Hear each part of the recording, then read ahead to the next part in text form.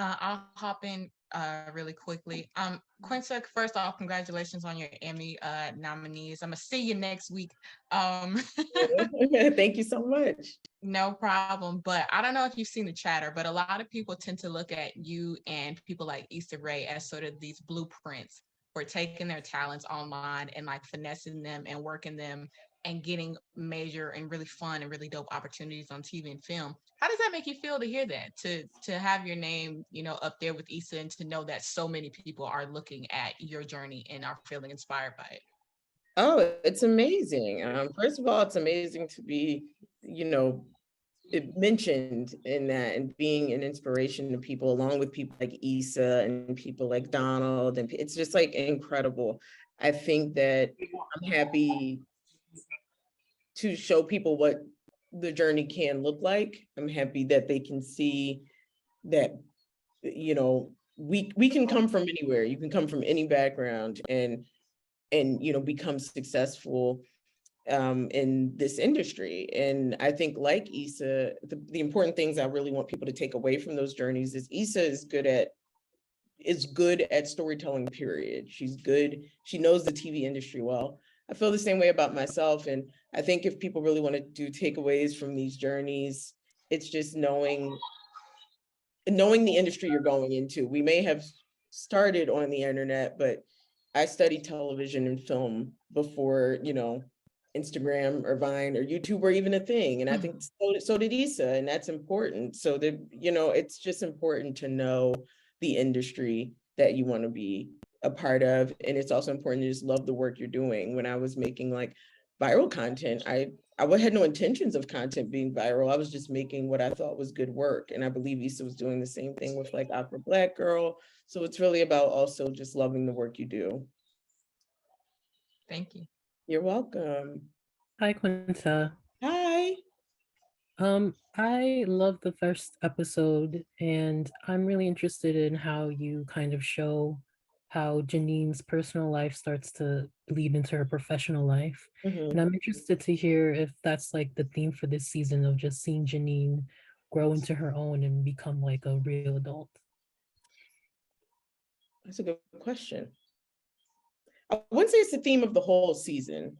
I would say that it's very much Janine's arc. Janine, I like making really small strides with my character. So in the first season, you guys saw how she didn't have that teacher voice to say sit down. And then by the finale, she found that voice. I think her second season journey is very small, but I think that's what's important about your 20s. Like the growth you do is in a year is like, man, the beginning of the year, I was texting that dumbass boy. And at the end of the year, I'm like, damn, you know what? You were so much better than, it's a thing that should be an A-B thought, but it takes you like a year to learn that. And I love showing that with Janine. I love seeing it in characters, but it's so exciting to be able to do it with a Black girl character.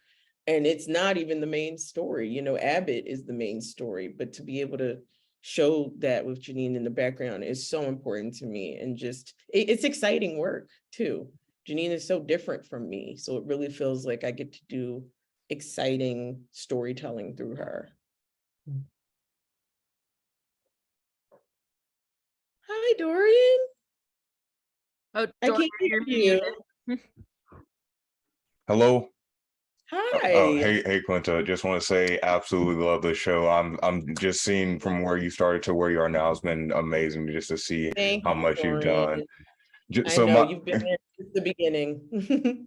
So just my question, just can you talk about being as the creator, executive producer, can you talk about what you've learned now that you've wrapped season 1 and now you're into season 2? Can you just talk about anything you learned along the way from season 1 as just from the producer standpoint that you were like, all right, let's apply this to season 2. Let's carry this on the rest of the season, that something that stuck with you?